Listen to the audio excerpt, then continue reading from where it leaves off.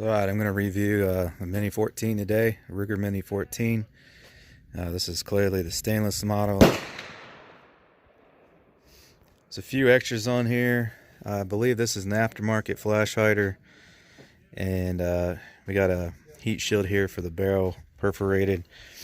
Other than that, it's all stock. I added this rail to it so that I could mount optics on it.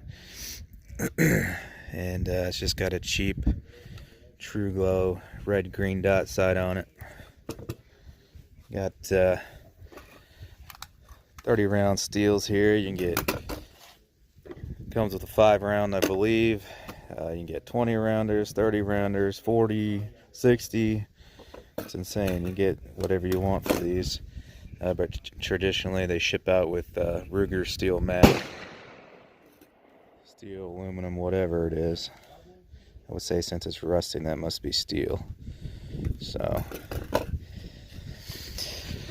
well, anyways, I really like these guns. They're expensive, but if you don't want to be another AR guy, which, well, I like ARs too, but gives you something different. It's got the old school action on it. They're actually called Mini-14s because it's a miniaturized version of the M14 that shot the 308. So this is a 5.56 caliber 223. So you got the old M1 Garand style type action on there. Really love the way they sound, and the way it feels is just awesome. Like I said, these are kind of expensive, especially the stainless model here. You're looking at in the $900 range new. Even with the wood stocks, they are 800 something now, so not cheap, but I really dig them. It is completely different than an AR-15. So you got your safety here, mag release, works like a 10-22. When it holds back on the last round, this bolt actually engages this pin here, and that's what locks it in place.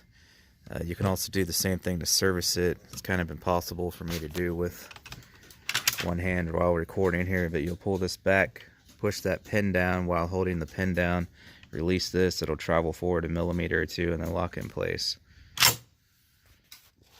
So anyways, I'm not going to talk about it a whole lot. Get to shooting it here. Currently I got my steel gong 100 yards, 16-inch steel gong. We'll knock that around some, and we'll go out further range, 200-300 yards also. So we'll hit that gong down there at 100 yards a few times to show you that's no issue. It's actually quite easy to rapid fire on that.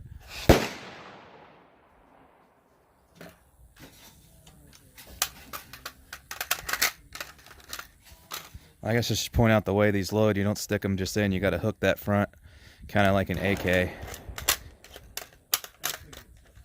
And then it'll lock in place like that. I made it look way more difficult than it was.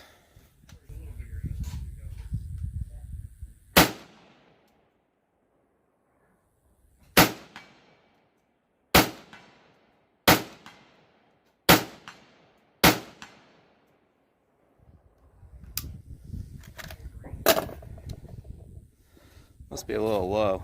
I was aiming dead center, didn't hit it, so I aimed higher and started hitting it.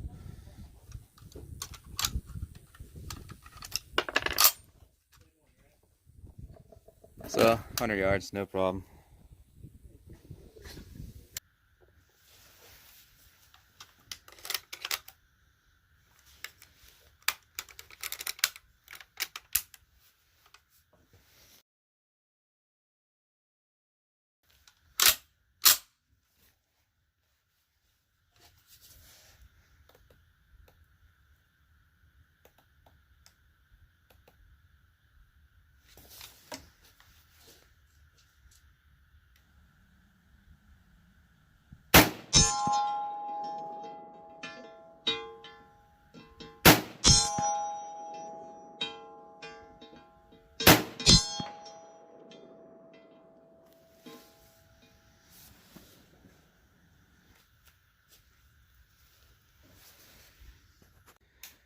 Alright, hopefully my GoPro's still down there recording. I'm going to try the Mini out at 400. That mound across the valley there in the center of the screen. My 16-inch steel gong's on the very left-hand tip of it. Just shooting this cheap Tula 55 grain full metal jacket steel case. I don't got it 100% zeroed, but it's pretty close. So I'm going to see if I can get some hits out there at 400.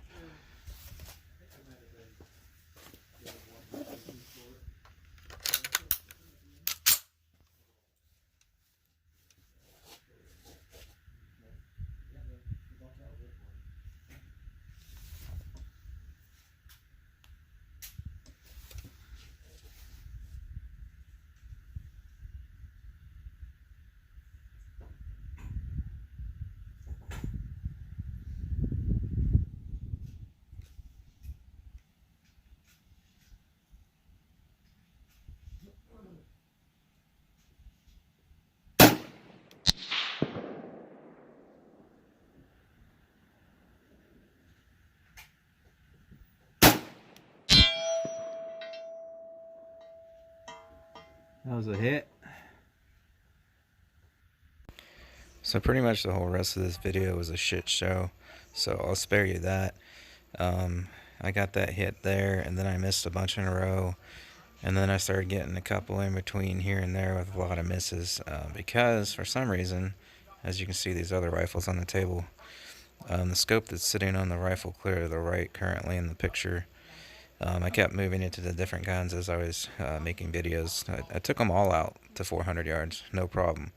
But for some reason when I got to the Mini, and I don't know if it's because the sun was sitting just right to where it was like directly in my face or what the issue was, the crosshairs on the scope were blurry. So I was using the mil dots on the scope to guesstimate about where to hold, and then I was, if I hit low, I'd adjust. If I hit high, I would adjust.